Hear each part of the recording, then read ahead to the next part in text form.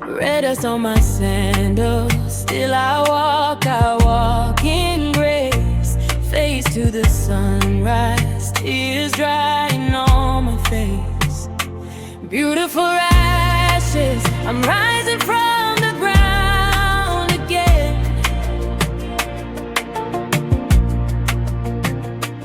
Dancing through damage. Welcome to another episode of Beautiful Ashes with me, Auntie Mercy. I'm so glad to be with you once again. The past few weeks have been wonderful and exceptional. I've had wonderful guests, and today we have a surprise for you. A totally different direction that we're going today, but concentrating on beautiful ashes, that your story can turn around and just be so wonderful. We go for a short break, and when we get back, I will introduce this special guest. Hold on. Red dust on my sandals. Still I walk. New vibes with BMTV. Get ready, Zambia, because BMTV is about to bring you the hits with local stories, drama, comedy, and news that is all about you. Local vibes only. Catch stories from Lusaka to Livingston, towns to villages, Zambian stories told by Zambians. Drama and entertainment, from townships to trending shows, we have the best local content. News that you care about, local news, national pride, and what's happening in your hood. Your stories, our spotlight.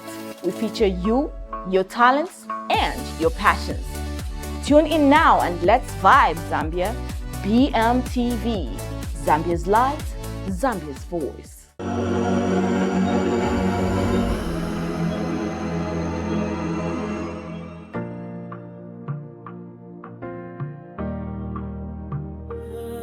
Welcome back. In the studio today with me, I have a wonderful guest, and this is Zakado, the boxer, popularly known as Zakado the boxer. Welcome to Beautiful Ashes. Thank you so much, Auntie Mercy. Thank you so much. It's a wonderful environment. I'm happy to be here. Wonderful. Thank you for accepting our invite and being with us this afternoon. I know we have a number of things to talk about. The first thing is, I just know you as Zakado the boxer. What are your real names? Chansa, Kantanta. Ah, Yeah, sure. okay. So, Chansa. Yes. If you don't mind me calling you Chansa. Yeah, just calling me Chansa. It feels much comfortable. Yeah. Chansa, can you tell us a bit about your background? Where are you from? I'm from the Copper Belt. Yes, I was at Marimba Primary School. That's a school that's closest to where the mines are. That's where I believe that's where the stone dealing started from. Like, because at the early age, when I was maybe in grade 2 or 3, we always used to have somebody in our class that was we used to call it slag. When the mine, the pit, the trucks dumps something, they go, scavengers go and pick some pieces of copper and they sell them. But whilst they are actually your classmates. Oh, Yeah. So so you had Early little exposure. miners. early exposure to Jeraboos. Yeah.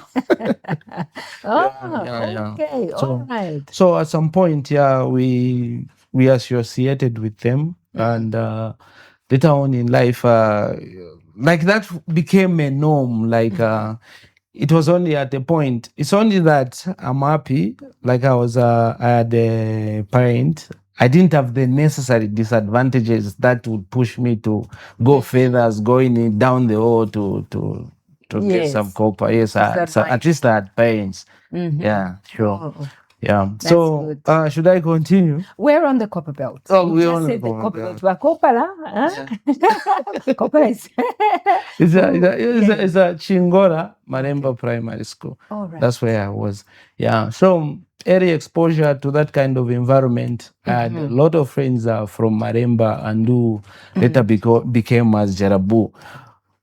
on my side, at least, like I said, I didn't have the necessary disadvantages to push me go there. I always, at some point, realized that school might be an easier option because it's scary, like going down there just to take copper. Like, I think maybe I also have a phobia of just being in a, In an enclosed place. in an enclosed place like that. It's almost feels like a tomb or something to me. So I wouldn't do that. But later on in life, I was because of too much exposure, I had a broken relationship with my parents.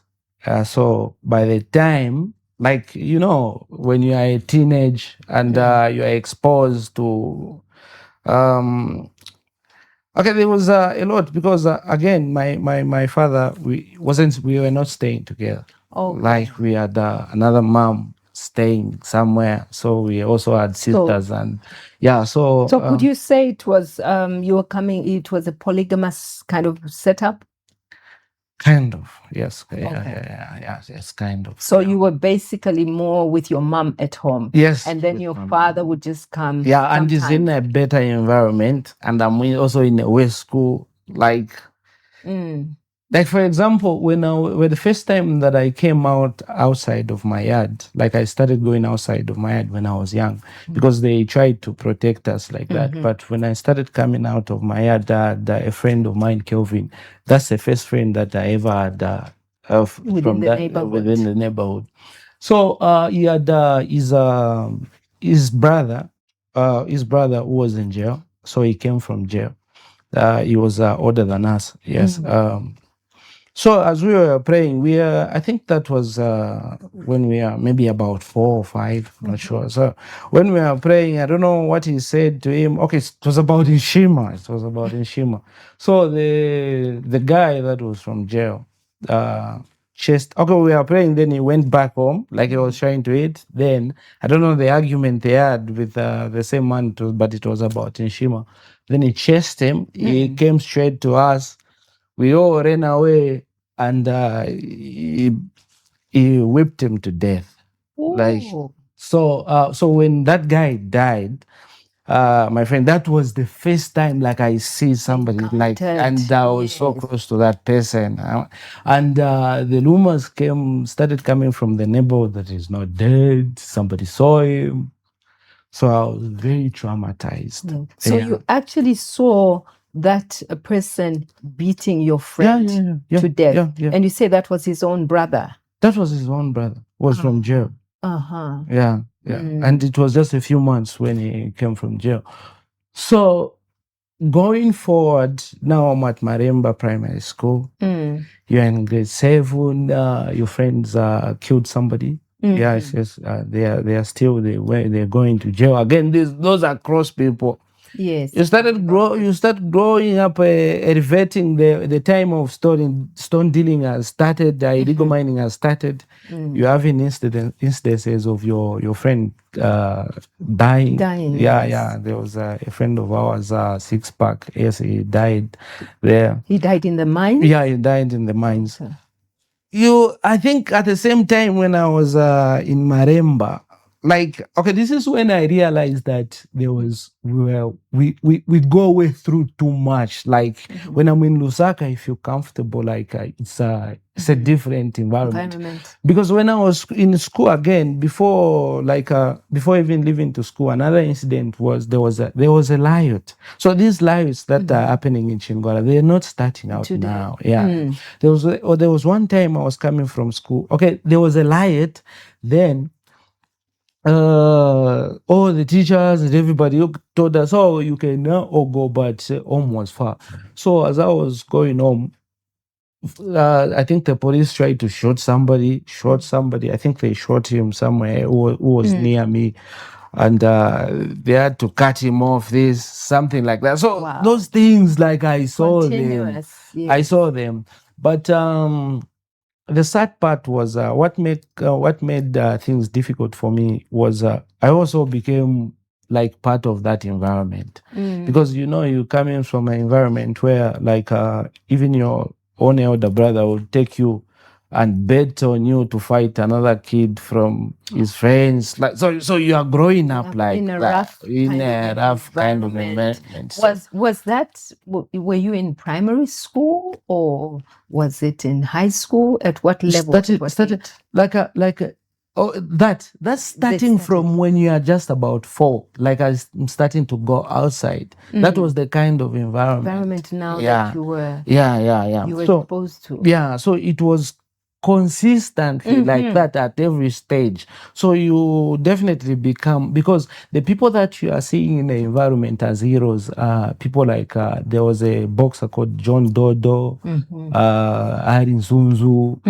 So those guys, even Douglas Chirembi, yes. So those guys become like your heroes. So you want to be like them. So it's almost like everybody, like there are certain things that we developed a very strange culture where if I've got a problem with you, maybe another friend of mine, without saying anything, I can just point at the person and say, "See ya too." Then without anything we can fight. I've got the right to fight with whatever I want. You see that kind of culture. Like even if you are a group of many people, if somebody just says here to just leave us to fight, like it means you've got a problem that you want to sort out. So it's a rough environment. Now it came in conflict with my father. My father came from a background of Muslims. Oh, okay. Yeah, so them drinking beer, even behaving in certain kind of like you wouldn't just accept like I was like that. So to some extent, it pushed me away, almost like disowning. And it later came to haunt me because you see, when you are young, it's easy for him to pay school fees if you are not listening. You are in school. But when I finished, like for me, I wanted to go to school because he was so disappointed in me. In his view, I was very intelligent, so he wanted me, like I wanted to go to college right now, later on in life. But he wouldn't trust me with money. Because the things that I had done, like you wouldn't even believe it. Like we were in scandals whereby if there is an issue, they involve other people. Even the police will say no. They can't do this. But how did this impact your mother? Because basically in that instance, you were just with your mom at home, and did you have other siblings there? Yes, how were they affected? How did it, how was your mother coming out? The problem is I wasn't the only one. We were a lot of us in the same environment. But me, I was just maybe worse. Yeah, so a lot of the problem came, whatever was happening in our family, my father was always blaming my mother. She refused to be a Muslim. Yeah. So it was like, this is the way. I love my family. This is the way. You've got maybe too much hypocrisy in Christianity. That's why you say they can drink a little. So you are encouraging this. So it was a very fierce conflict. So it brought a lot of problems for your mom. A lot of it. Yeah, a lot of it. I can imagine. And my father would always use that as an excuse, like, look at these guys. I try to do this. I try to lock the gate. Somebody opens them at night for them at night. But of course, your mother is always going to open for you. He says, don't give him food. You can go for maybe a few days, but again, your mother wants to see you. You know, the love for your mother is deep. Yes. But yeah, so it was like that. So when I wanted to go now to college, he refused to give me the money. At least the brother who was working for Zamtel, he started assisting me. I had my uncle, so he started assisting me. But at some point, when I was trying to write the final exam, my advanced diploma, I had a shortage of income, and nobody was. My father, my brother who was working for Zamtel got retrenched. So now I was forced to go ask for money from dad. And that was the most consequential encounter I'd ever had with him, because me, I wouldn't understand that you would absolutely diffuse. You know, when you are young, you are doing certain things. We forget that trust is never built on an instant. You have to build it gradually, repetitively. So I didn't understand, like, you would completely refuse to give me the money. And like, what was he trying? Like, what am I supposed to do with my life right now? So at that point, another thing happened. At that point, when he refused to give me the money, I went to my parents' house, because, you know, my parents' house is somewhere where I didn't like being there at some point. Yeah, I loved being my friends. So did you, if you said you didn't love being there, did you move out and start staying somewhere else, or you just used to stay? You know what it created? I could be with my friends who are in private schools, who are near dad. Those are my friends because they've got PlayStations. Those are the times there was Sega Genesis, there was PlayStations. So me, I prefer being that side. So what started happening was that I even stopped staying home. So you were sleeping over at your friends' home? At my friends' home. Like, that didn't sit well with my father. So when he refused to give me money, and this is something that happened right there after he refused to give me money. Something happened that evoked me to start thinking deeply so much about life. You see, I went home to mom's place from college. And now that environment is a different environment. I changed when I went to Lusaka. I went to college. I became a different person. So when I went home, I went through my old books, the ones in grade 1. I was crying, and I was just going through old stuff. You know, I was wearing a short and a team boot, and I was going through. I saw a page when I was young, when the teacher asked us, like, what are you going to be when you grow up? I remember a lot of my friends wrote doctors. When I looked at that page, what I drew was exactly what I was wearing that day. Wow. So it came to me, what I've understood over that is the fact that you are what you think. You are what you think. Yes, everything rises. Yeah. Because even right now, I can give you so many examples of that. When I was on a copper belt a few years ago, okay, when I was already Zakado, I was doing Zakado Ocean, I was still with that mindset. So when I was going maybe to drink, to watch soccer at the club, I've got maybe 15 guys outside just waiting for me, and I've got maybe 5 guys inside the club. Those 15, like, maybe are hardcore stone dealers that can't even enter. I'm even just sending them money. Those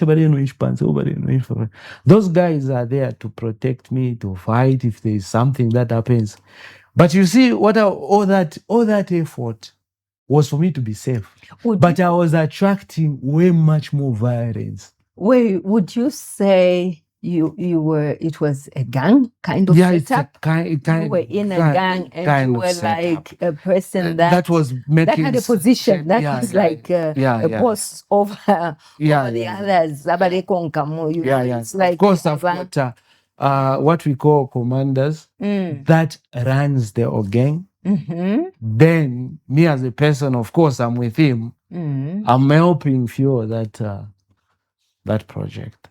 Okay. Yeah. So when I was doing that, instead of being like, I would be protected, but I will make a lot of enemies. I will attract so much attention. Whatever those guys do outside, when the police gets them, I have to go there, try to bail them or do whatever, and they are doing all sorts of things. Until at one point, some of the Jarabos found me when I was around, and because of my reputation again, I have to react aggressively. Mm. It was all violence until at some point I felt like, okay, I just came to Lusaka. Like I think I just came to have fun. Then I remained with some money. I found a place. I just said, no, let me just pay. Then the curtains, and I told somebody to send me the computer. Okay. Yeah, and then from there, that's when I've built now the where I Zakado, am. Yeah, the Zakado, the boxer. because at that time when I came here, I had nobody like was with me. Nobody, no poncho, no nothing, no Shana. I had issues with a lot of people. Yeah, no. So, can you say that you received more positive influence when you moved to Lusaka rather than when you were on the Copper Belt? I think everything is a blessing. I wouldn't be me if I never. If you didn't go through, like, yeah. It's almost like I believe like life in itself is God trying to talking to us. They say like you're not being passed over. You're being protected from premature exposure. What that means, what I believe is like I just delayed what I was meant to be doing. I was meant to be. And the bad thing, I accept that. I don't fully understand if my father gave me the money and I did everything academically, I could have been doing what you're doing. Yeah, now. and I prefer this. So all the grudge that I had with my father. Anyway, we'll come to this. We'll get to that. We'll get to that. If I may ask, now that you've spoken about your journey and how you found yourself in Lusaka, and also the background to Zakado the boxer, what is it that inspired you to specifically come up and say Zakado and the boxer? I think I was smart enough to understand that the culture that was developing was way too different from everywhere else. Because I had the opportunity to come to Lusaka, see how other people live. It was completely different. It was completely different. Yeah. So I knew that when I say this, a lot of people have never heard this. I've never heard of it. Yeah. And the time it sparked in my head, because I already knew how to animate. But the time it sparked in my head, like what I was going to do, I went to see a friend of mine. So when I went to see a friend of mine, it was in a very rough environment. Yeah. Like near where I used to stay when I was young. I found him fixing his own shoe. Okay. So and I said, how did you know how to do this? I just know a lot of people know how to do this. Like, where did you get the cotton? The cotton itself, it's idasangwa mutenge. Hey, his house had rubbers on top. Oh, okay. Yeah. So it became funny, like I realized, okay. But how did you make this thing, that thing? He said they got a wire. I don't know why you got not a regular wire. He explained. I told him, like, everybody that knows how to do this, because that was being taught from jail a long time ago. Yes. Yeah. Skills in these. So I started realizing that I'm living in a complete two different worlds. Yes. So if I can just bridge and sell the culture, I think just tell stories. Yeah. So it was. So even what you went through as a kid, the fightings and everything influenced your coming up with Zakado, specifically the boxer. Because of all the fights that you had. The biggest heroes in our environment was always a boxer. So there has been time when there was Douglas Shirembe, there was a time when there was Ari Nzunzu. Those people used to like, if he's the one that's on top, like he commands everything. Those are the people, most of them, they are the ones that like did a lot of stone dealing. Because stone dealing, you have to initiate your own authority where you're going to be mining. There has to be someone who's like a commander, and That- that's to be yeah. challenged by maybe a boxer that's challenging him to write now the maps of where somebody is going to be mining. So that's how it started. So most of the times, like the strongest, like the best heroes, like the most like praised individuals always used to be boxers. So there was a time there were a number of boxers, and at some point, my young brother is way younger than me. Yeah, it became also exactly like that. And I used to push weights, like we just used to do that. But he was so disciplined. He was so talented. He just became the best boxer of the same environment. So like I still remember that. Like, and they were actually doing even the actual boxing, not just fighting in the streets. Oh, wow. Yeah. So how do you come up with your scripts? I've followed most of the content that you are putting on social media. And sometimes I sit there and I'm wondering what goes through this guy's mind, how the language itself, and how do you come up with the scripts? Do you have people that are helping you with those scripts, that are sitting down with you? And the stories that I've told, or the best stories that I've told, are just some stories I heard or something I saw, and I just made it more funny. Like people would do the same things that are so funny, but they don't know that it's funny. For example, like when we were in high school, I was telling my friend, like, we're in our primary school, at Marimba Primary School. There's a teacher, I don't know if I should mention him, called Mr. Chandela. Like, instead of saying what they say, like at standardized attention, he used to say, "Danganane, wishin." It sounds funny, but that's what we were doing. yes, you were getting it. You were Yeah, understanding and following. Yeah. So I just look at it, okay, that was funny, and I pick and I make something out of And it. you made something out of it. Yeah. And I'm trying to get inspired again. Getting more inspired by other things, but most of it comes from that. From the background of your childhood, the environment that you grew up in. Sure. And I can see that on your pages, you've grown, you've evolved, and now you're using even characters of people that are influential in society. I've been seeing lately, I saw something where there was Jito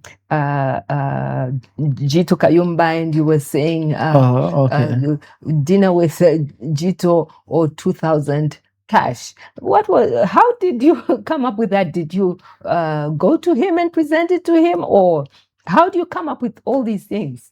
I think it's alignment where I am, like spiritually as an individual. Like even apart from just an artistic growth, there has to be also an growth in a separate way, like individually as a person, apart from artistic. Remember, Zakado has been about my heroes. Yes. Used to hear Sparks a lot. Sparks, yes. That's inspiration. There's a lot of things that he also taught me. And at this stage I've reached, I would love a lot of politicians to be like Jito. I've never heard Jito like speaking bad about any other politician. Like I would love that. Like this is what I'm endorsing. This I can follow this. Okay. That's what I'm saying. So you're trying to look for characters that are influencing society positively. And apart from that, I just discovered that about Jito.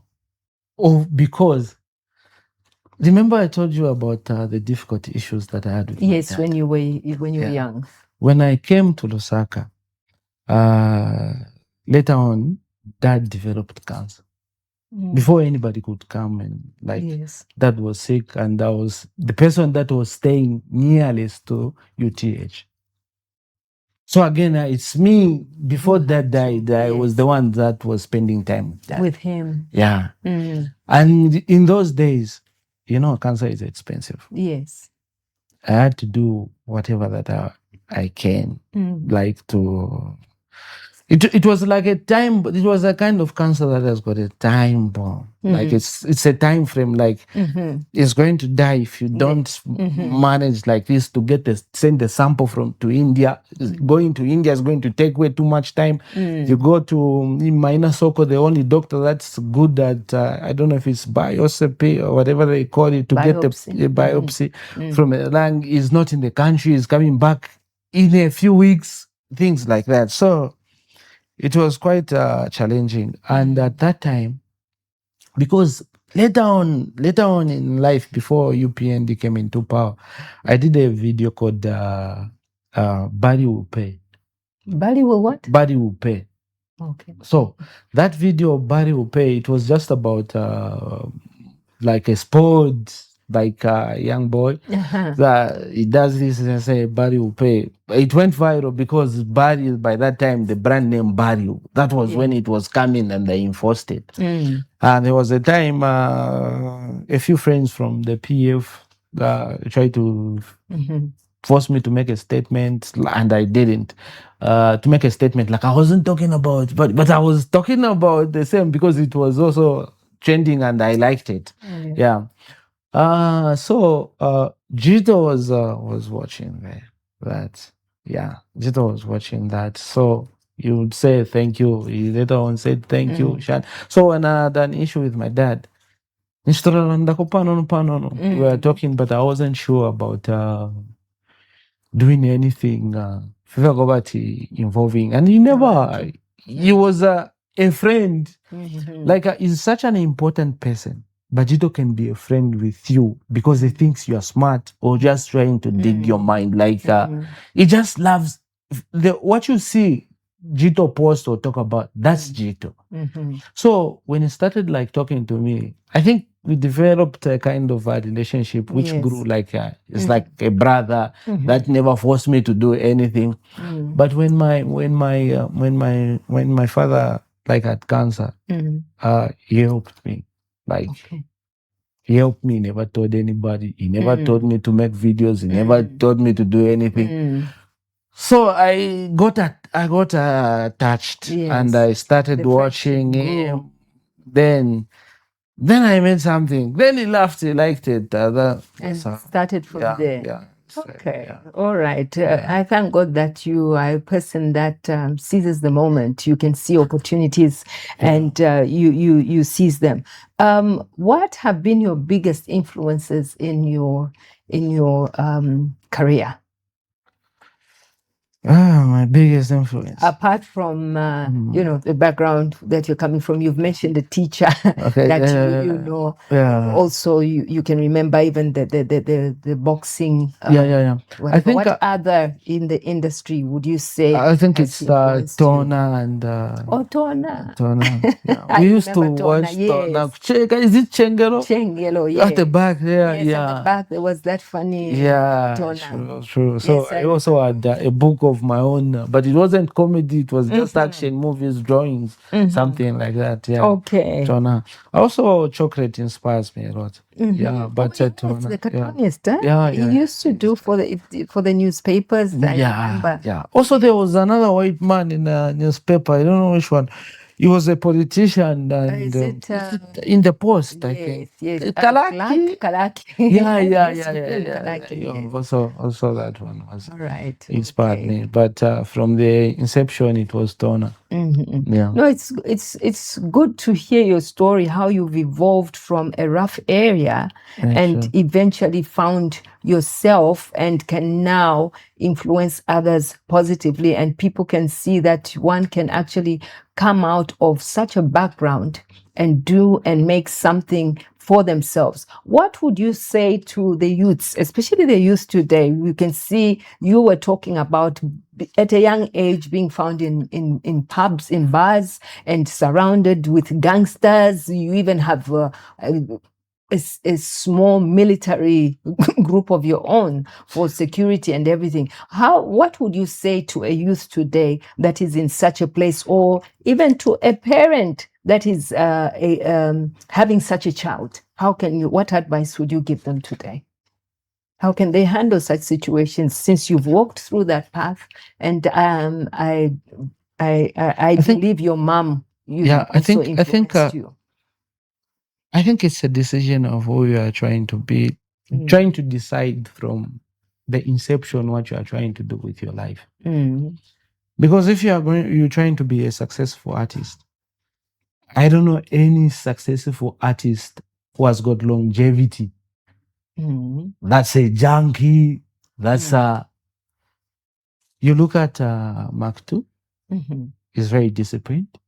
Discipline has always been a prerequisite, big guidance of a person's position or but discipline is a prerequisite. You look at Sheffield, even your maps.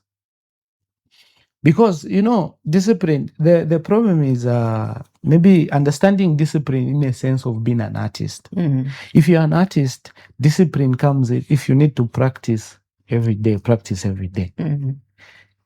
You can't be like found in certain environments. Like, for example, for me, I was spending a lot of time with the army instead of spending a lot of time with the artists doing what artists do. Like you understand? Yeah. So advising someone in a go would be challenging because I would say habit, often underestimated, is the architect of permanence. So whatever that you are doing frequently, it's going to be your permanent life. Yeah, I don't move with a lot of people to protect me. No one has ever even done any longer. Yeah, no longer done that, and I've stopped using the characters stories based on violence because I'm no longer in that same place. I haven't even gone to the gym maybe in years, but I've always been in a studio. I made a decision. You see, that was a transition. Yeah, because if I wanted, I would have stayed with the guys fighting people, arguing with people. But I chose to be an artist, and I'm comfortable with it. And there was a time I wrote on Facebook, I said, Kemboni guy, my friends, the ones that I left, disagreed. Why? Kemboni Kembo Vekakovepa, meaning is at about maybe 5. Yeah, I wouldn't like to spoil his name, but God is trying to say something. Maybe don't drink and drive. Don't do this. Don't do this. Like God is always trying to say something to your life. So that's what I can say. So for a young person, you have to make a decision. Yes. You need to be a successful artist, or you need to be a tough guy in the streets or a gang leader. You make a choice to say, you have to make a choice. It's who decides. But when you make that decision, all the small decision has to align with that. If you want to make it, you have to be in a studio, you have to be an artist, you have to associate with a lot of artists, you have to do what artists are doing, rather than just being a tough guy in the street.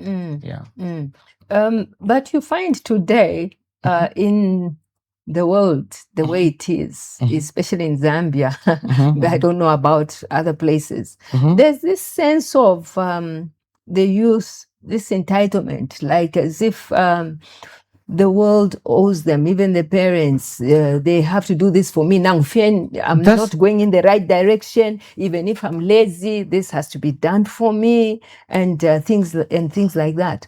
I've got a challenge because at this point now also I've got a nephew that I'm trying to build. But the problem I find that I see now the issues that I used to have with my father. It's like if you are staying with me, even the haircut has to be something that I can approve. Because for example, he's got funny things that he has done with his head. But if I'm supposed to, for example, if I'm supposed to introduce him to Jito, like I say, can he be a garden boy? With that, how does that work for me? You have to make it easy for me to help you. So we never used to understand that. We find that your parents wants to, you should be coming at this time. You shouldn't be found in those places.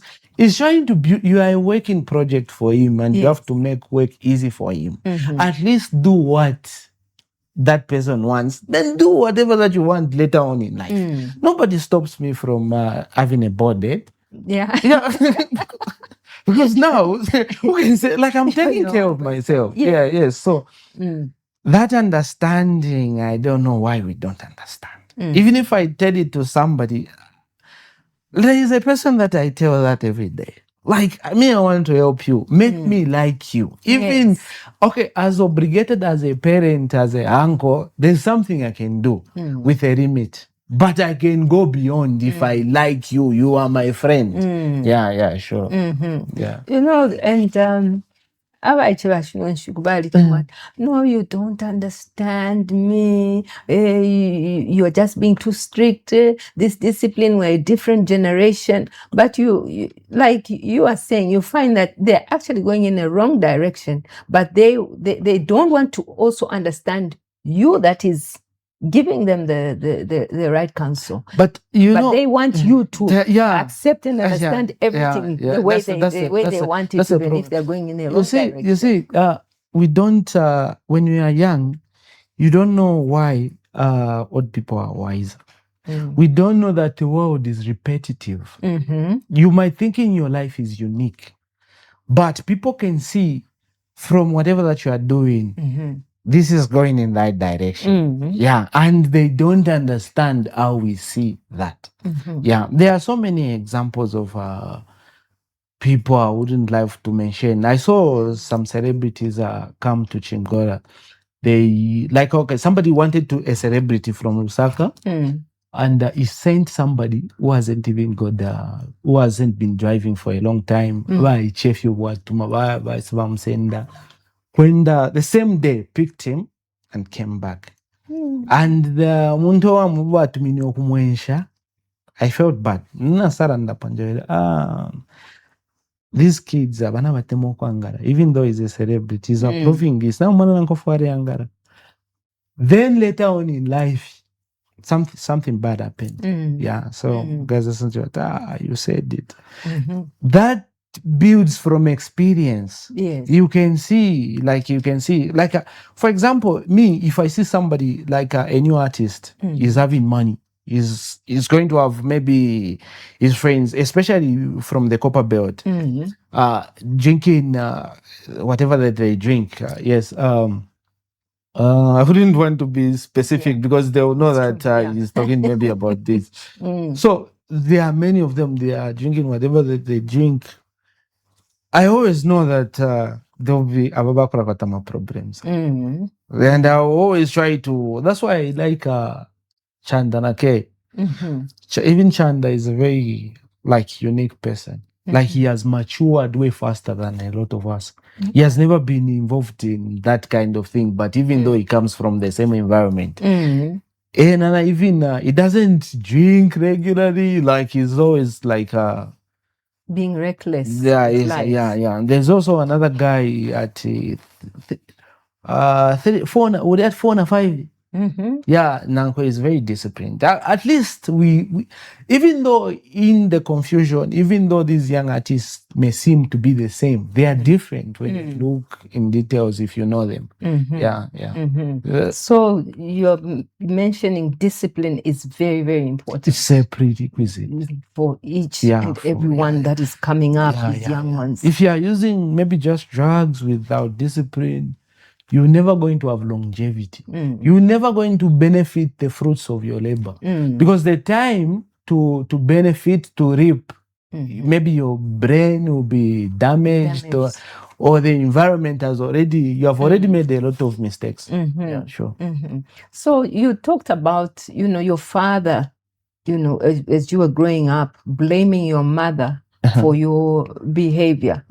But what would you say?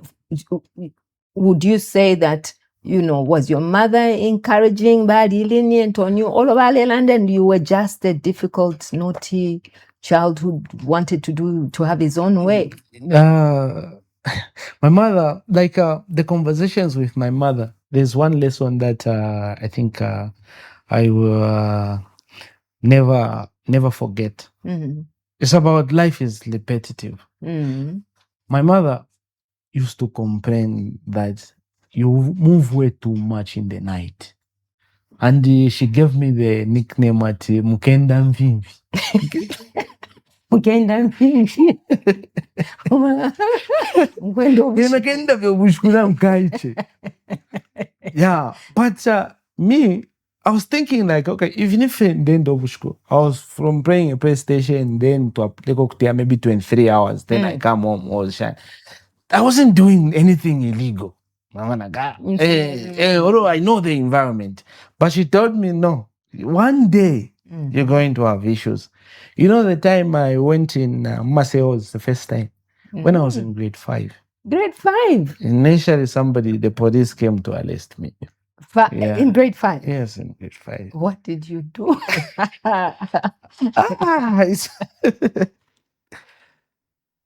They accused me because of a gang thing. You were part of the group. Yeah, I was part of the group, and the police felt like I was the leader or something like that because something like that. And I passed through a school. Okay, I got a book from the window of the office. Then my friends saw me. They all started grabbing books. Because remember, my friends are from far away, from Maremba, and I'm somewhere far. So they did way too much damage. Then the other people tried to say, then my friends had to beat them. So we had beating those people, assaulting, and also vandalizing. Oh my goodness. Yeah. You were a terror, huh? No, not this.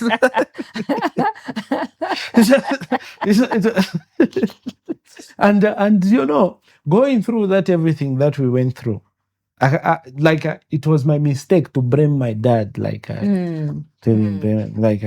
I needed time to convince people that I was a different person. That was just an environment.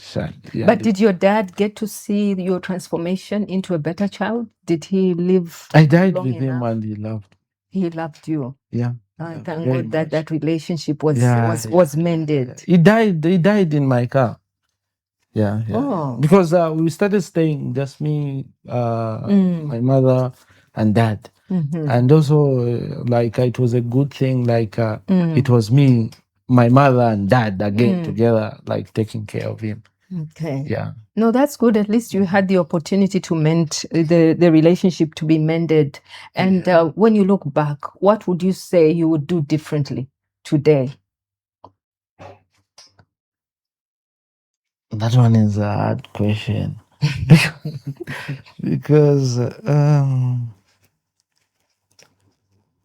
the biggest, this was I think I wouldn't have accepted that, but I tried. They forced me. I don't know. You can't really tell what you would. One thing I would have changed. What would you change? Just the overall behavior. I would have loved to change it. But again, if I went to school, I don't know if I would have been it. So it's kind of tricky. It's a tricky question. Okay. It's a very tricky question. Yeah. I haven't made that one significant big mistake. Most of the things that made people even conclude wasn't even true. Would you say that it was mostly, your behavior was mostly because of peer pressure? Because I'm saying I can't. There's no significant point that I can go and change in my life that can be shaped, because I made so many mistakes.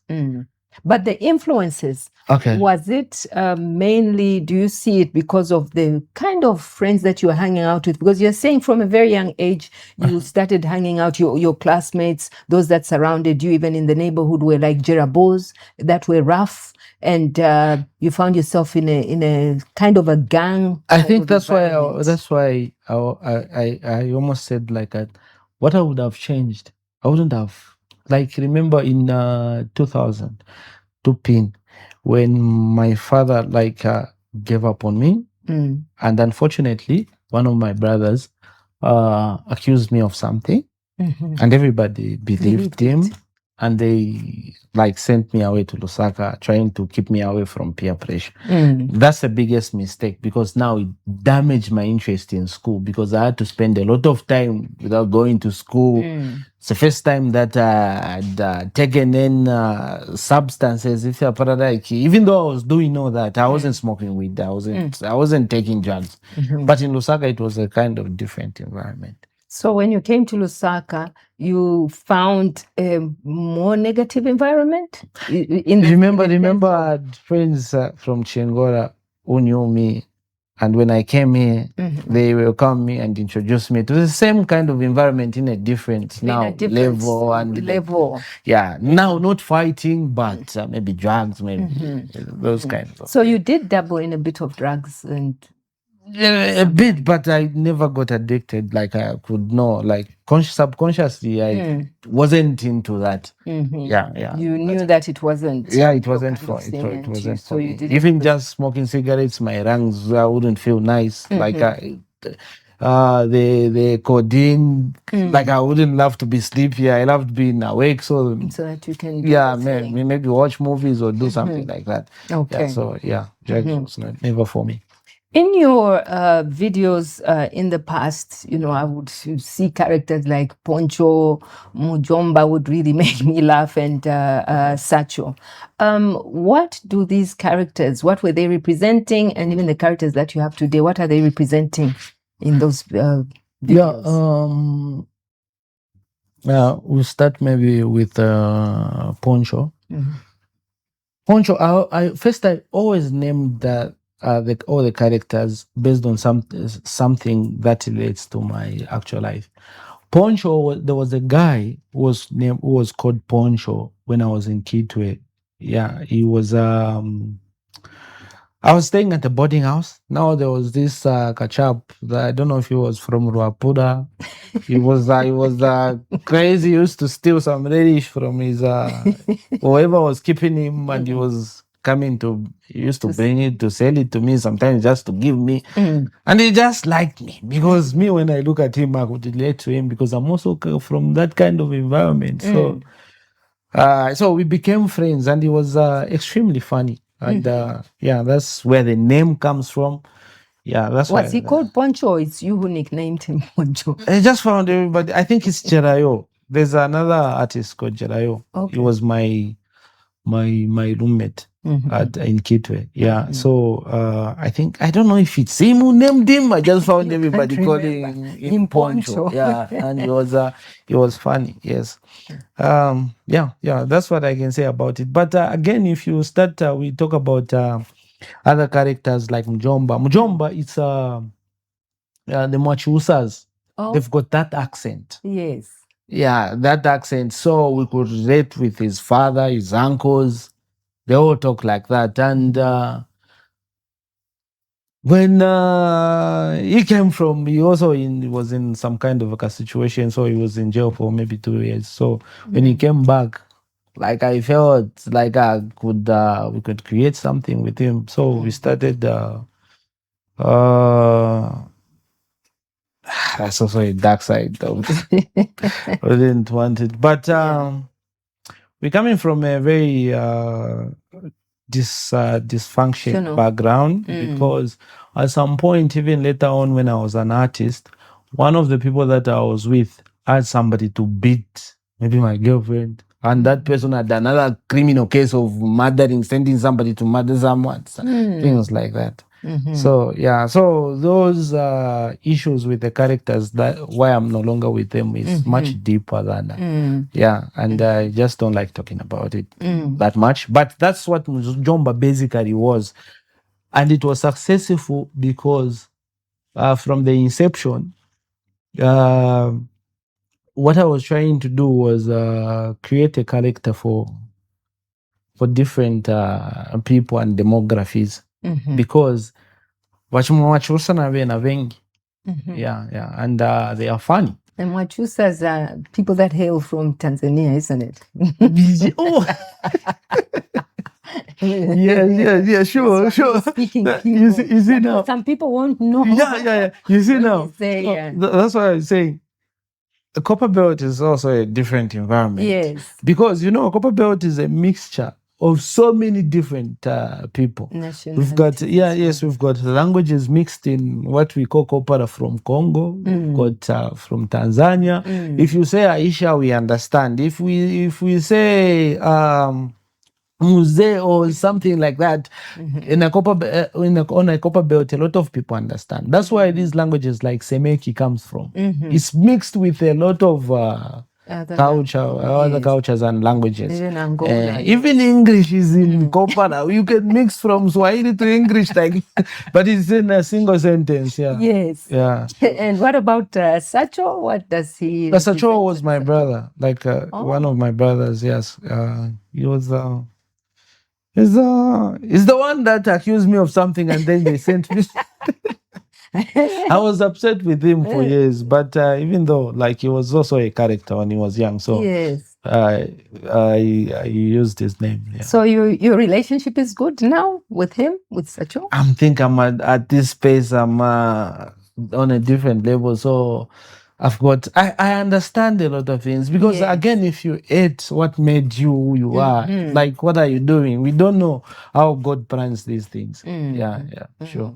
No, I thank God for your story. It's very encouraging. Looking at how you're talking of from 5 years, you're in police cells and that journey, and today you have a huge following on social media. How have you achieved that? I think it's, I don't know if I've achieved it myself. I think it's just the fans. Because you remember, when I was making those cartoons at one point, I didn't even know, I was that creative. Because remember me, I'm not a comedian. Naturally, I'm not a natural comedian. But I can produce and tell stories. Oh, it's more storytelling. It's more storytelling. So I can write the jokes from whoever has inspired me. And I can work with somebody based on build the character specifically, whatever that person can do and the type of jokes that fits that person. I'm so much good at that. And I never knew I was that good until I came to Lusaka. I spent maybe 3 years just alone, just studying and improving my drawings. So it's kind of but the way I achieved it just by making cartoons. You love the cartoons. Yeah. So you kind of, in a way, stumbled into something, that you didn't really have an idea that you had that much talent. The most disappointing thing, or something that I would change, I would fix, not change, was the fact that the idea of making cartoons, Zakado, 10 years before I made the cartoons. So when I made the same video, a lot of friends have criticized me, we started a video, that person is, thinks, one day he wanted to make a video. There was a day that I went to a studio, to my friend, was can I use the mic? I want to make cartoons. Then he said, we should have a meeting. Then he said, some things you just have to think. Can you make a cartoon? Don't come here wasting time. When you come here, this is business. You have to come. Okay, I want to make cartoons. Then you bring a lot of money here. Then we see how we can do it. Not like this. But it's me who knows what I'm doing. You, it's not your thing. Me, I'm just asking for a favor. If I can use the mic, okay, charge me the money that you charge every artist or a musician, so that I can just use the mic. I just wanted the sound to be clean. So before that, I had a lot of issues, people criticizing me of what I was trying to build. Okay, when you've got an idea, you also believe in school. Sometimes you stop, you go to school, you do this. And at some point, I was so like I didn't have any option. Like especially when Dad gave up on me. When I found that book, the book that I saw, that the drawings that I made was previously like the drawings that I made in primary school. I started having the feeling like I'm supposed to be an artist. Now what is this? Is this now? I don't know if this is it. What is this now? So I started realizing that since this is a drawing, maybe I can also make a cartoon that I wanted to make. So it kept in my head, but again, it took me so much time to even finally make it. It's when my friend, there's a friend of mine who always say like unnecessary disadvantages. But why you can't go when you didn't have the necessary disadvantages. To do certain things, you need to have necessary disadvantages. So I had nothing to do. Okay. Yeah, I didn't have a job. I didn't have anything. So you had enough time to sit and think through things. And the plan was, because everything that I tried to do involved people. When your plan involves a lot of people, there's much likely that one of the people is not going to fulfill whatever that you think is going to do in his life. So when you are starting from the inception, try to do whatever that you can do by yourself. You can hear, like just like I was saying, like I tried to use the mic. They can't give me a mic. They can't allow me. They think I'm wasting their time. Even when I started the cartoons, there were so many challenges. At first, I would go to my friend Saeza. He's a very good friend of mine. He's the one that gave me a chance. Okay, use the mic for some time. So I'm using his mic. I also needed some assist to put the videos together after I animate them. I also had a friend of mine doing the vocals for me. I included, like, I thought like I was building something huge. But later on, I realized that these guys don't know what I'm building. Because if I make maybe a 1,000 kwacha 500, they think that's all money. Me, I want to buy a new computer. I want to buy now a mic so that I'm free. But them, they just want the money. So it was kind of, I knew that was way too little. So yeah, it was. Your dreams were big. Yeah, bigger it was than what bigger than whatever that we are thinking. So your plan has to depend entirely on yourself. So I started when I realized that my friend Saeza was a lot busy because he was also maintaining his studio. I needed to start now editing the videos by myself. That's taking you in school again, editing videos. I realized that he's busy. I can't use his mic. I started now learning how to record whoever was there. Then I had to buy all these things. Then later on, I realized that I started having conflict with the guys. They didn't know which direction this was going, so they felt like, why should we be making something that belongs to somebody? Because my argument was, if you want to give me shares, provide me a service without pay, just like I'm doing, so that I can use that to estimate how much I can give you. Yeah, so they never understood that, so they maybe stopped, or including other. So I had also to learn now how to do everything myself, record myself. But the moment I came to Lusaka, I just had to sit, no friends, just alone. For the first time, I recorded a video alone with different characters, just changing voices. The moment it went viral, the whole story changed. Like, I'm self-sufficient. I can go anywhere and just be working alone if I do want to work alone. Yeah, but I've got some good people that I'm grooming. Like, That you're grooming. yeah, that have been with me for some time. Yes. Yeah. That's good that you are also impacting others. You're imparting the knowledge into others.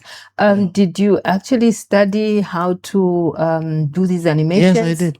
You went back to college to learn everything. There's no college that can teach you like at this time where I am and the software, Yes. because they can teach you at maybe at Everin on college. Okay. But things are changing fast. Yeah, things are changing fast. They can teach you art. Yes, that art is useful. So all you have to do, if you are young enough, you want to learn that, you find the syllabus.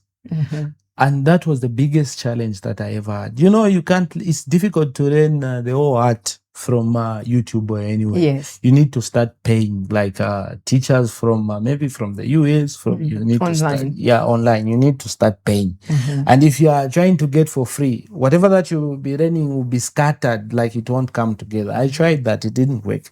Yeah, so I tried just looking for a syllabus, then I start paying for schools that can teach me online like that. Okay. Yeah. So where you're at today is Zakado the boxer.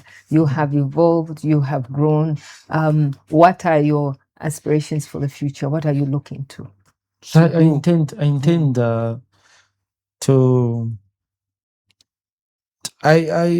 I'm looking forward to take a break from whatever that I'm doing and have it still running. Okay. It's just ideas, because the guys that I've built now, they're able to do that. I'm looking for something much more challenging and interesting. Yeah, but I hope that will continue be functioning. Maybe I can be helping with storytelling, because my fans are way too attached to the way I write my stories. There was a time I wrote a story for Indo-Zambia Bank. Yes, I wrote a story, but it was too sarcastic, I guess, for a bank. Yeah, so they said, no, change the language. Change that. It wasn't necessarily the language, but it involved a person trying to get to try to get somebody's wife for Karatro. Yeah. So they said no. They said no. So we changed the story. Then we posted it like that. And everybody said, no, you were supposed to pick this guy. No, you was supposed to pick the wife as Koratro. Yeah. So there is that attachment with the fans. So maybe I'll still be writing the content, but hopefully I would love to take a break and be doing something and just remain with writing the scripts. Yeah. Thank you very much. Thank you for sharing your story. Thank you so much. And one final word to the viewers. What can you say to them, to these upcoming comedians, parents? How can we encourage the young ones to pursue their dreams like you finally, even though you went through a lot of hurdles, but you finally reached your goals? I think... what can I say? You've said a lot, I've right? said a lot. Yeah. So it's just about building legacy, because that's where I am. So I would say greatness or power can never be built on from time to time thing. It's a repetition. It's a rhythm. When you keep doing exactly the same things over and over and over and over again, you can't build a legacy like a frog. It has to be a repetition. You need to be committed. Commitment and consistency. And as long as you are doing the right thing, you're not being passed over. You're being protected from premature exposure. Yes. Sometimes there is success does a lot of damage because you won't have the time. For example, when the success that I had, at some point I made a mistake. That moment when I was thinking it was more about the lifestyle than the artwork, I stopped learning. I stopped developing. Yeah. So legacy is built on repetition. Repetition. Yeah, Yes. and the habit is the architect to permanence. Mm. You make it a habit, Yes. you'll be good like that forever and better. Yeah, sure.